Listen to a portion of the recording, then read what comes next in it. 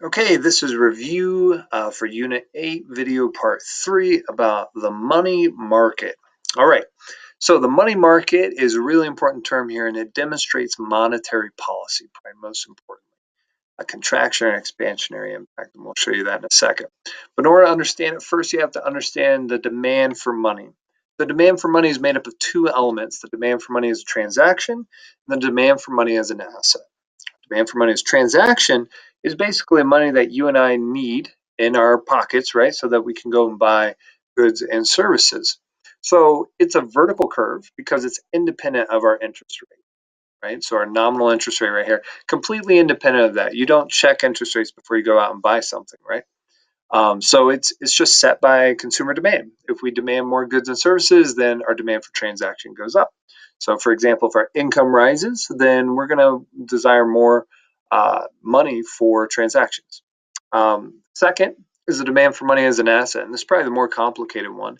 It has an inverse relationship with interest rates. And this is because you're deciding between two things. You're deciding to either put money in the checking account, because demand for money as an asset, so it can hold value, or putting in a savings account. So if I put more in the checking account, the demand for money as an asset goes up, and vice versa, right? So when interest rates rise, it means that savings are much more attractive, right? Interest rates go from 3% to 12%. Well, I'd be a fool not to put my money in a savings account and get that 12% interest. And so money goes from checking accounts to savings accounts, and the demand for money as an asset falls, right? So when interest rates are very high, the quantity demanded in billions of dollars here is very low, and vice versa, right? When interest rates are really low, it's like, well, what's the point of putting anything in savings? Things are in the savings account, and I'm going over into the checking account. I'd rather just have that ease of being able to access it at any time, right? And so as a result, the demand for money as an asset goes up when interest rates are really low because savings accounts just aren't that attractive. So that's down here. When interest rates are low, we have a high quantity of money demanded to be held as an asset. Now notice demand for asset, D2 is demand for money as an asset. D1 is demand for money as a transaction. And D3, this blue curve here, is a combination of the two, right? It's D1 plus D2. And so it's over here on the right. The reason it's over here, right, it's basically the distance between our y-axis and the start of our actual money demand curve. That's going to be the transaction demand of money, right, as shown here. So it kicks right there. It's the combination of those two.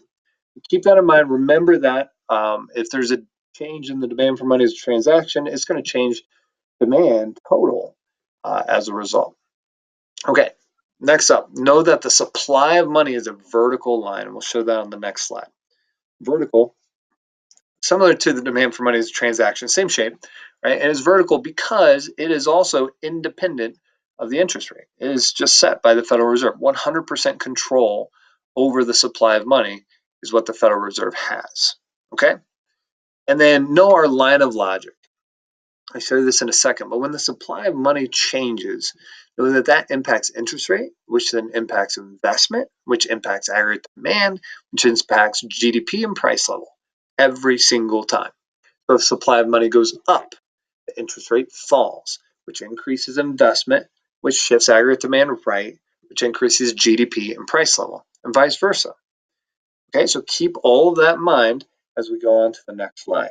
Next slide shows our triple graph, right? Remember this? Hopefully you do. Notice we have our vertical supply of money, our downward sloping demand curve. This is our nominal interest rate here. It's not labeled because it couldn't fit it, but it's nominal interest rate. And we know that the intersection, that's going to set our interest rate. Our quantity of money is already set by the Federal Reserve. But in interaction between demand for money and supply of money makes our interest rate, which is really important. So that interest rate impacts all markets with interest rates, including investment demanded, right? So here we have expansionary monetary policy. Expansionary monetary policy is when we increase the supply of money. We do this in three ways. We can either buy bonds as the Fed, which takes bonds away from banks and increases their excess reserves, giving them more money to loan into the market. We can do it by lowering the reserve ratio, which increases excess reserves, or lowering the discount rate, which is the interest rate on loans taken from the Fed, right? And that increases supply of money as well. Now, when supply of money goes up, notice it pushes down that interest rate from 5% to 2%. Very important. That's the desired impact that the Fed is doing when they change the supply of money. Now, this impacts our investment demanded, our demand for IG, our DIG, right? This downward sloping curve here. Notice when that 5% goes down, it increases the quantity of our investment, right? It goes from here, let me get a little pen here. It goes from this point here, which are relatively low quantity, we'll call it Q1, to here where the investment demanded went up. It's important. When IG rises,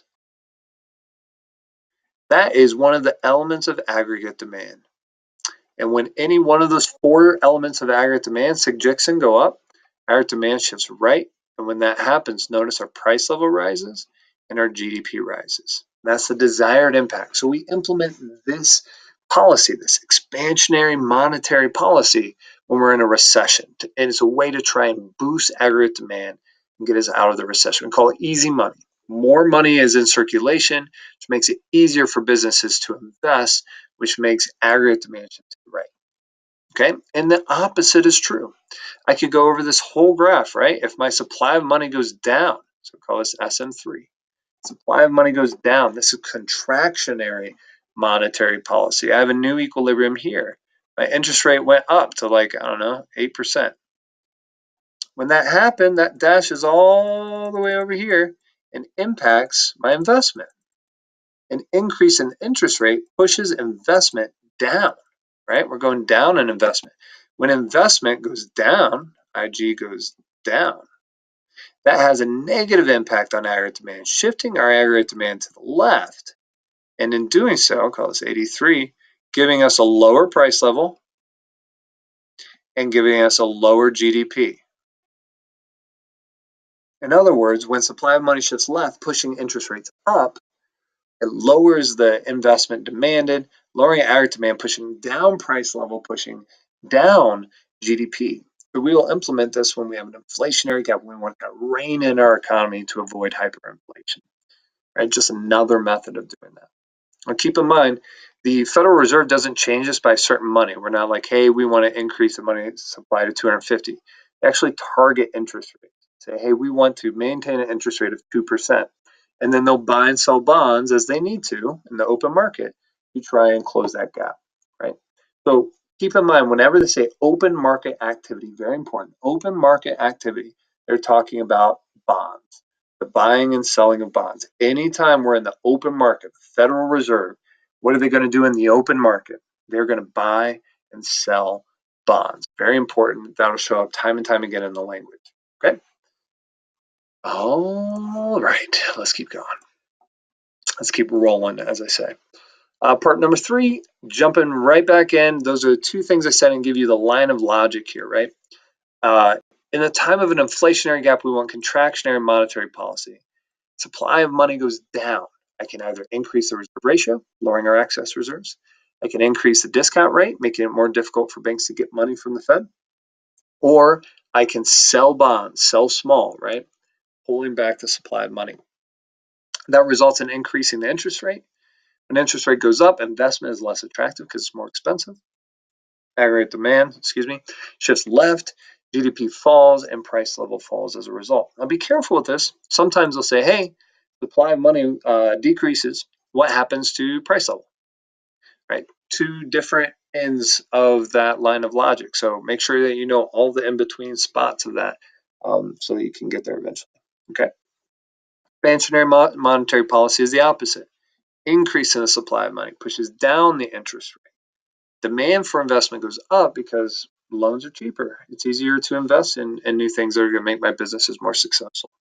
That's just aggregate demand to the right as a result. GDP and price level both rise. And again, they could ask about any section along that route. Okay. All right. So we're going to end this right there. Know that money market. You don't have to draw the triple graph yet. You don't have to draw that, but you do have to know that line of logic well, and you do have to know how one thing impacts the other. So that line of logic, know it both visually and with words, and in your mind and in your heart. That'd be good too. All right. Moving on. I hope that was helpful for you.